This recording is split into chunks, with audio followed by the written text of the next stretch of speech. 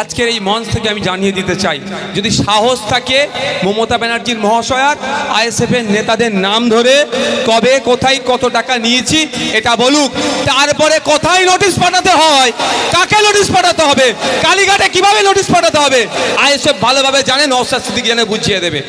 নাম নেওয়ার সাহস পাচ্ছে না। সাহস থাকলে মমতা ব্যানার্জি মহাশয়ার নাম নিয়ে বলুক। আর আমি নাম নিয়ে বলছি, তৃণমূল তৈরি হচ্ছে বিজেপির সহযোগিতা নিয়ে। যদি ভুল বলে থাকি আমার নামে নোটিশ পাঠা। আমি নাম নিয়ে বলছি, অমিত শাহজিকে নবান্নের 14 তলাতে 14 মিনিট কি গল্প করেছে জনমানুষ জানা হোক। আমি নাম নিয়ে বলছি, মমতা ব্যানার্জি অসমের মুখ্যমন্ত্রীর সাথে দার্জিলিং এ 2 ঘন্টা ধরে বসে কি চা খাচ্ছিলে সেটাও বলা হোক। পাকামো হচ্ছে অসমের মুখ্যমন্ত্রী, বিজেপির মুখ্যমন্ত্রী, যে মাদ্রাসা বন্ধ করে দেওয়ার অপচেষ্টা চালাচ্ছে, তাকে নিয়ে দার্জিলিংয়ে 2 ঘন্টা ধরে চা খাচ্ছিল। ভাই কেন কেন চা খাচ্ছিল, কি কথা বলছিল? যদি সরকারি মিটিং হয় সেখানে পিএসসিএদের উপস্থিত থাকতে হয়, ছিল ওখানে। আমাদের উপর রাগ কেন? মানুষের কথা বলি, অধিকারের কথা বলি, জাত ধর্ম বর্ণ নির্বিশেষে কথা বলি। যেমন ওয়াকাফ প্রপার্টি উদ্ধারের কথা বলি, একইভাবে দেবত্ব সম্পত্তি যেটা হস্তান্তরযোগ্য নয় তারও উদ্ধারের কথা বলছি। একইভাবে রিফিউজি ল্যান্ড যেটাও হস্তান্তরযোগ্য নয়, তৃণমূলের সরকারের আমলে এসে ভূমি ও ভূমি সংস্কারের মন্ত্রী খোদ মুখ্যমন্ত্রী তার আমলে এসে ওয়াকাফ প্রপার্টি থেকে শুরু করে দেবত্ব সম্পত্তি থেকে শুরু করে জায়ের টান গরম টানের সম্পত্তি থেকে শুরু করে রিফিউজি ল্যান্ডও বেহাত হয়ে যাচ্ছে। যখনই আমরা বলছি আমাদের নামে মিথ্যা কেস দিয়ে আমাদেরকে আটকানোর চেষ্টা হচ্ছে, আমাদেরকে জেলে রাখার চেষ্টা হচ্ছে। তবে এই মঞ্চ থেকে একটা কথা বলে যায়, আমাদের পূর্বপুরুষের আত্মবলিদানের ফলে, আত্মত্যাগের ফলে আমরা যে সংবিধান পেয়েছি, আমরা যে বিচার ব্যবস্থা পেয়েছি, আমরা যে স্বাধীন দেশ পেয়েছি, তাদের আত্মবলিদানকে আমরা ভুলে যাব না। তাদের আত্মত্যাগ আত্মবলিদানকে পাথেয় করে আজকের দিনে যারা সাংবিধানিক অধিকারগুলোকে হরণ করে দেওয়ার চেষ্টা করছে তাদের বিরুদ্ধে আমরা গণতান্ত্রিক প্রক্রিয়াতে লড়াই জারি রাখবো। প্রয়োজনে একবার কেন 100 বার যদি জেলে যেতে হয় আপনাদের জন্য, জনগণের জন্য, সংবিধানের জন্য, দেশের জন্য জেল খাটতে প্রস্তুত আছি আমরা। আমাদের উপর রাগ কেন? এটাই ওদের রাগ যে মানুষকে এরা বোঝাচ্ছে কেন? কি লাগবে বলো, নিয়ে বসে যাও, মানুষকে বোঝানো যাবে না। আর আমাদের বক্তব্য, আমাদের কিছু লাগবে না। সুন্দরবনে একটা পিজি হসপিটালের মতো হসপিটাল বানিয়ে দেন, দার্জিলিংয়ে পিজি হসপিটালের মতো হসপিটাল বানিয়ে দেন, ঝাড়গ্রামে পিজি হসপিটালের মতো হসপিটাল বানিয়ে দেন, মালদাতে বানিয়ে দেন, মুর্শিদাবাদে বানিয়ে দেন, বাঁকুড়ায় বানিয়ে দেন, প্রত্যন্ত জেলাগুলোতে একটা করে বানিয়ে দেন।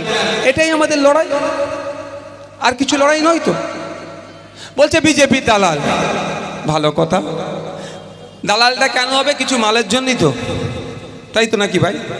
তাছাড়া তো কেন দালালি করতে যাবে কেউ? কিছু দেবে তো।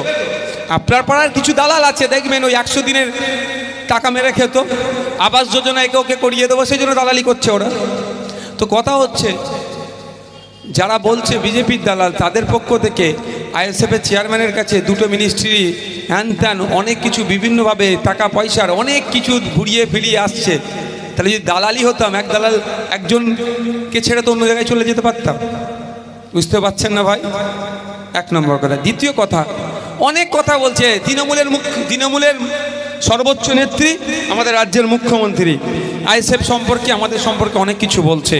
আজকের এই মঞ্চ থেকে আমি জানিয়ে দিতে চাই, যদি সাহস থাকে মমতা ব্যানার্জির মহাশয়ার আইএসএফের নেতাদের নাম ধরে কবে কোথায় কত টাকা নিয়েছি এটা বলুক, তারপরে কোথায় নোটিশ পাঠাতে হয়, কাকে নোটিশ পাঠাতে হবে, কালীঘাটে কিভাবে নোটিশ পাঠাতে হবে আইএসএফ ভালোভাবে জানে, নওশাদ সিদ্দিকী জানে, বুঝিয়ে দেবে।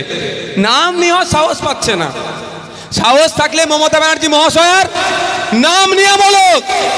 আর আমি নাম নিয়ে বলছি, তৃণমূল তৈরি হচ্ছে বিজেপির সহযোগিতা নিয়ে। যদি ভুল বলে থাকি আমার নামে নোটিশ পাঠা।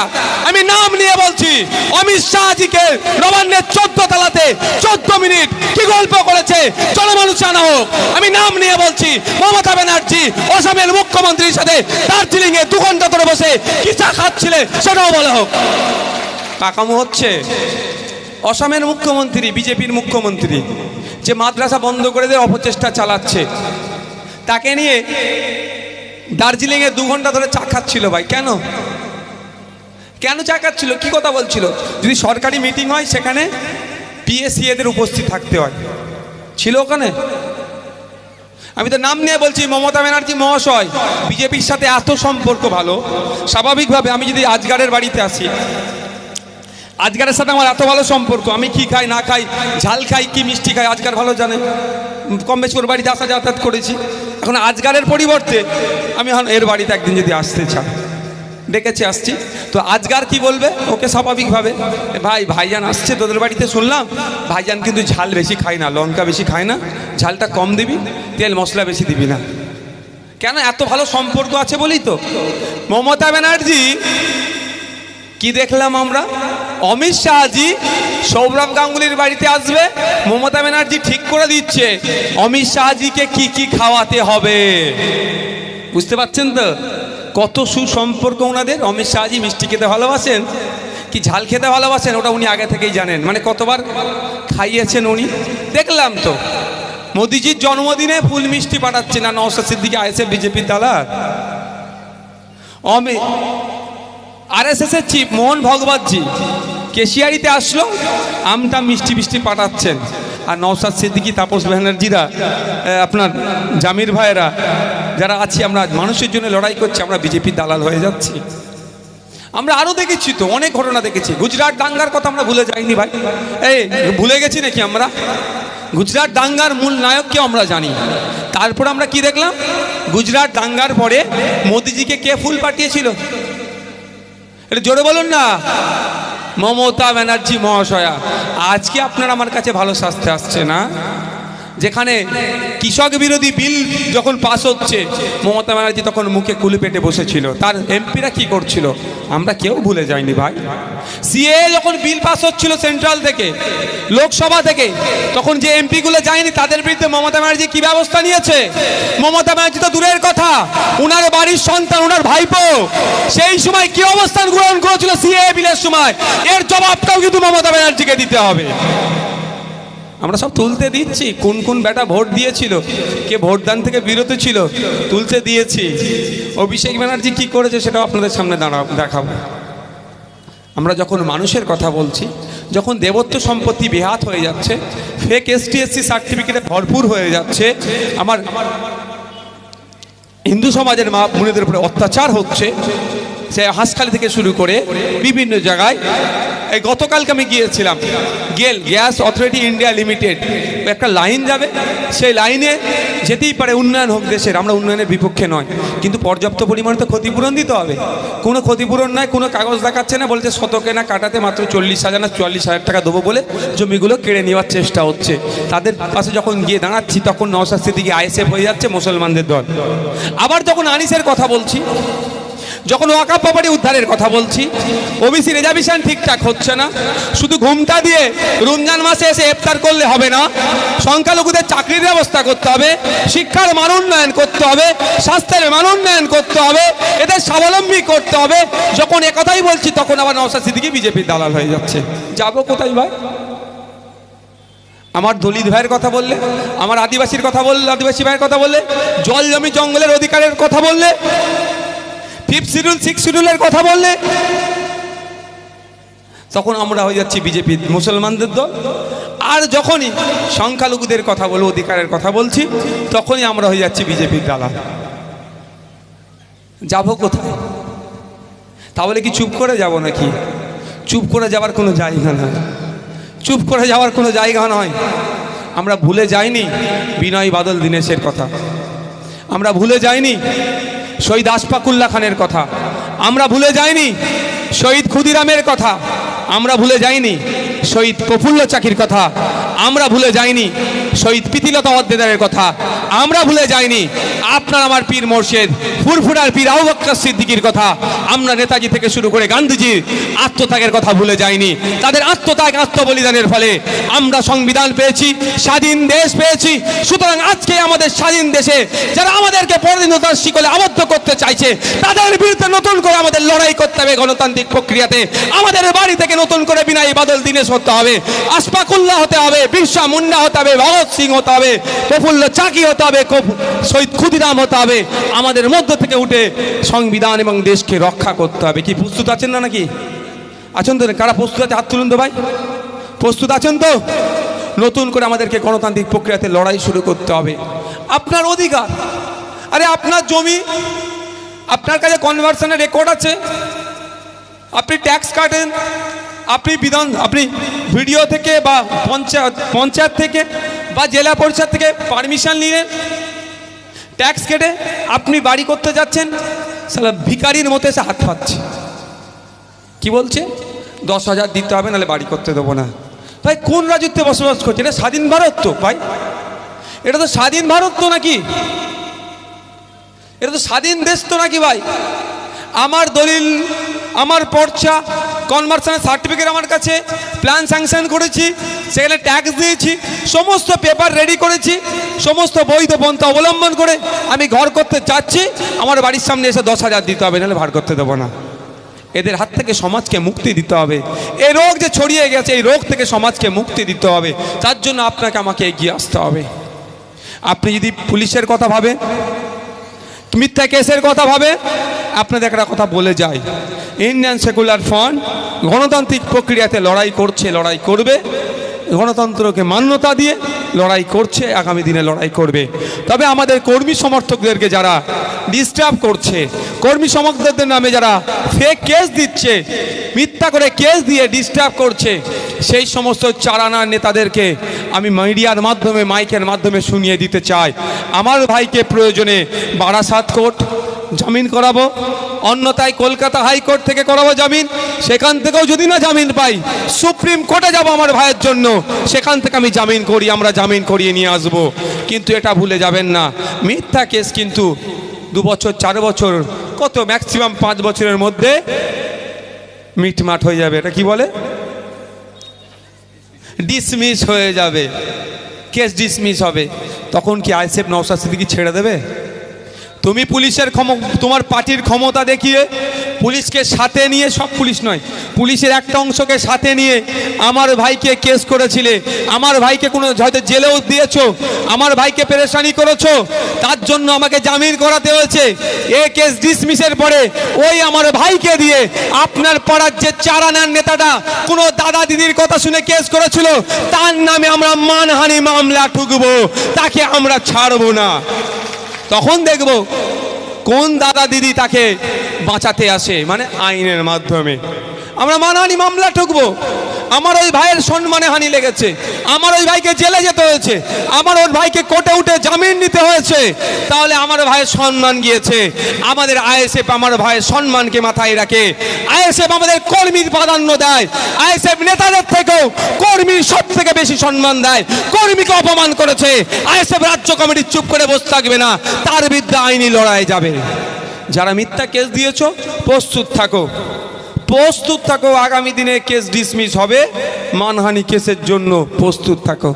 এখন দাদা দিদির কথা শুনে খুব কেস করে দিচ্ছ, দাও, দাদা দিদি তখন পাশে থাকবে না। এই অনুব্রত মণ্ডলের কথা শুনেছেন তো আপনারা, জেলার প্রেসিডেন্ট, কেউ সাথে আছে? ওই একবার করে বলতে হয়, ওই জন্য মমতা ব্যানার্জি বলছে ওরা ওদের আমি দেখছি, না বললে আপনাদের পাড়ার যেগুলো অনুব্রত চেলা টাইপের আছে তারা ভয় পেয়ে যাবে, তো ওদেরকে অক্সিজেন দেওয়ার জন্য করে বলে। অনুব্রতের কন্যা বলছেন, অনুব্রত মণ্ডলের কন্যা বলছেন যে উনি অ্যারেস্টের 1 মাস পর্যন্ত কলকাতা অর্থাৎ রাজ্য স্তরের কোনো নেতারা ওনার সাথে যোগাযোগ করেনি। অনুব্রত মণ্ডল জেলার প্রেসিডেন্ট, সে অ্যারেস্টের 1 মাস পর্যন্ত তার পরিবারের সাথে কেউ যোগাযোগ করেনি। আপনার পাড়ার যারা চারানার নেতা খুব উড়ছে, তারা অ্যারেস্ট হয়ে গেলে কেউ যোগাযোগ করবে তো? হ্যাঁ, তাদেরকে বলছি প্রস্তুত থাকুন, অন্যায় করবেন জবাব আইনের মাধ্যমে দেওয়া হবে। সৌজন্যতা রাজনীতি করুন, ওয়েলকাম করব আমরা গোলাপ ফুল দেব। আপনারা কোনোদিন দেখেছেন শুভেন্দু অধিকারী তো অনেক বড় বড় অনেক কথা বলছেন মমতা ব্যানার্জির বিরুদ্ধে, তাদের হাতাহাতি লড়াই হতে? আমি সমস্ত, এটা হচ্ছে মাইকে আওয়াজ যাচ্ছে অনেক দূরে, আমি সমস্ত রাজনৈতিক দলের নেতাদের উদ্দেশ্য বলছি, এটা কোনোদিন দেখেছেন?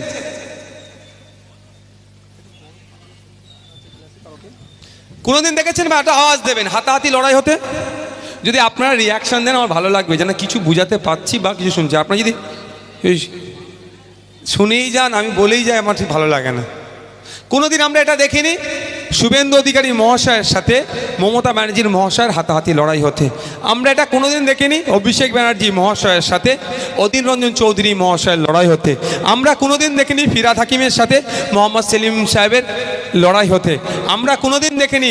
বিমান বসুর সাথে দিলীপ ঘোষের লড়াই হতে। অর্থাৎ তারা পার্টির যে উচ্চ নেতৃত্বরা আছে তারা কোনোদিন হাতাহাতি লড়াইয়ে জড়িয়ে পড়েনি। তাদের লড়াইটা কি মিডিয়ার মাধ্যমে, মাইকের মাধ্যমে, সাংবাদিকদের মাধ্যমে লড়াই। উল্টে আমরা কি দেখেছি, মমতা ব্যানার্জি মহাশয় গত বছরের 26শে নভেম্বর, 25শে সম্ভবত, গত বছরের 25শে নভেম্বর মমতা ব্যানার্জি মহাশয়া শুভেন্দু অধিকারী মহাশয়কে ডেকে চা খাইয়েছে।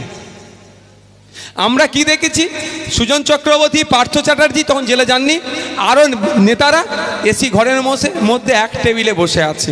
আমরা কি দেখেছি, সুকান্ত মজুমদার, দিলীপ ঘোষ, কুণাল ঘোষ, আরও বড় বড় নেতারা এক জায়গায় বসে আছে, তাদের মধ্যে সৌজন্যতা আছে।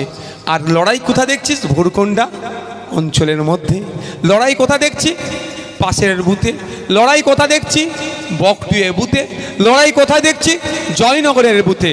আপনাদেরকে একটা শুধু কথা স্মরণ করিয়ে দিতে চাই, ক্ষতিগ্রস্ত কারা হচ্ছে।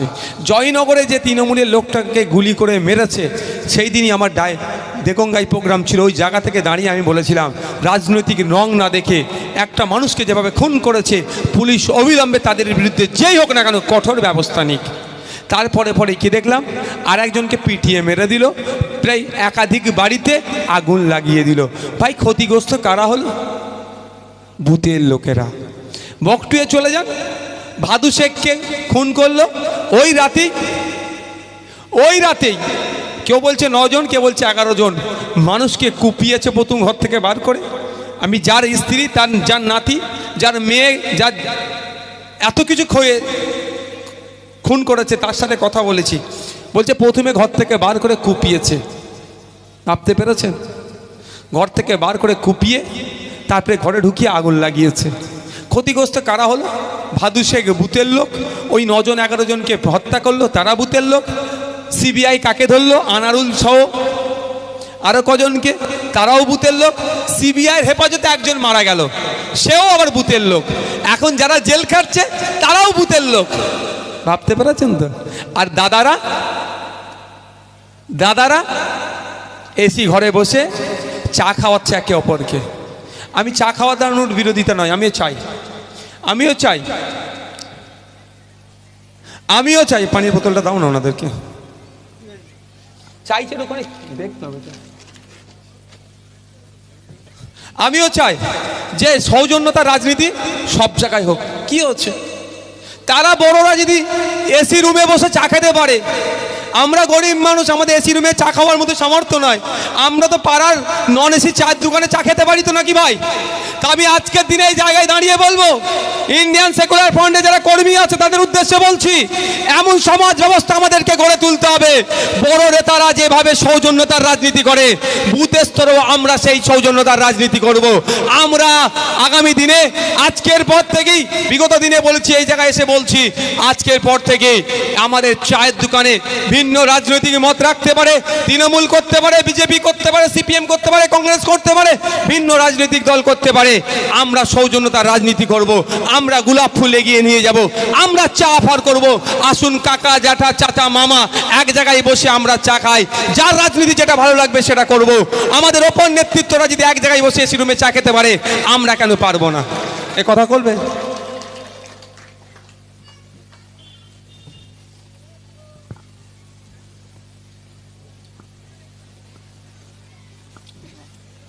এ কথা বলবেন? এই পরিবেশ চাই আমাদের। শুধু মারামারি করবে বুথের লোকের, আর ওপরে তোমরা এসি ঘরে বসে হাওয়া খাবে, কেস খাবে বুথের লোক, বারাসাত কোর্টে যাবে বুথের লোক, আর কলকাতায় বিধানসভায় এসির ঘরে বসে থাকবে তোমরা, আর সব ধ্বংস হবে বুথের লোকের। এটা বর্জন করতে হবে। আমি আমার আইএসএফের যারা দায়িত্বশীল তাদের উদ্দেশ্যে বলছি, আপনারা গোলাপ ফুল দিতে থাকবেন, আপনারা গোলাপ ফুল দিতে থাকবেন। একটা দিন আসবে, হয়তো তারা এখন গোলাপের পরিবর্তে ইট ছুটতে পারে, একটা দিন আসবে বুথেও তারা তাদের ভুল বুঝে ইটকে ফেলে আপনাদের সামনে গোলাপ নিয়ে আসবে। ওই সমাজ ব্যবস্থা আইএসএফ গড়ে তুলতে পারবে, আমি বিশ্বাস করি।